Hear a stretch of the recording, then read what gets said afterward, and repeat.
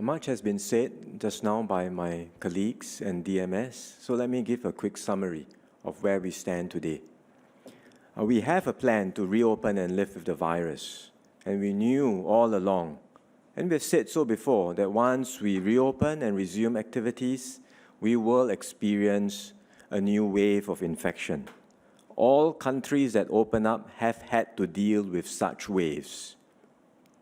For us, it is happening faster than we had expected. And it's also the first time since our opening that we are facing such a new exponential wave of infection in our community.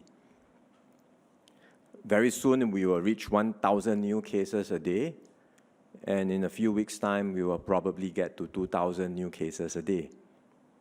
And that's why we have to take a more cautious approach in the current situation and make sure that we adjust quickly to this fluid and rapidly changing infection situation. The difference between now and what we had, say, a few months ago or even last year is that we have a much higher vaccination rate and so better protection from the vaccines.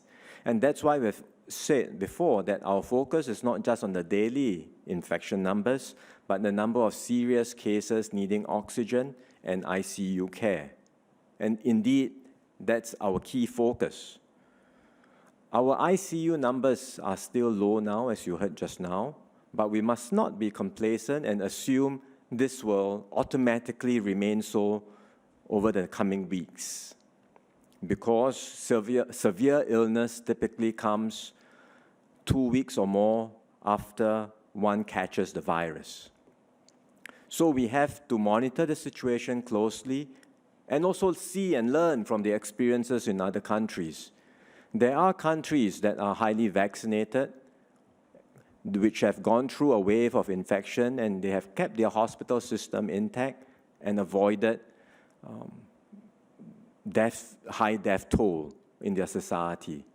On the other hand, there are also countries with a highly vaccinated rate experiencing a wave of infection, and despite their best preparations, they have seen these cases, infection cases, follow through to more people needing oxygen and ICUs. The hospital systems get overwhelmed, and eventually they see more people succumbing to the disease. Take Israel as an example. It's a highly vaccinated population. It's now going through a wave of infection. Cases have gone up sharply, and the ICU cases have also risen. And over the past week, they have seen an average of 25 deaths a day. And that's why we are asking everyone to exercise restraint during this period. Scale back your non-essential social activities, get tested regularly, and let's all do our part to try and slow down the spread of the virus. I should add that throughout this pandemic, our actions have been guided by data and evidence and based on the advice of our medical and scientific experts.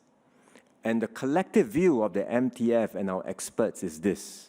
First, we do not think there is a need to return to the heightened alert and circuit breaker at this juncture. As I said on Monday, these are last resort measures and we should not rule them out entirely. In the event that we see the risk of our hospital system being overwhelmed, we may have to introduce them. But at this point, we do not see a need to return to the heightened alert or to the circuit breaker.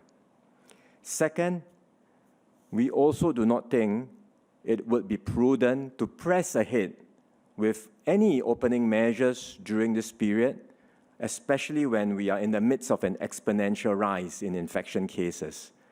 In fact, that would be a reckless thing to do under current circumstances.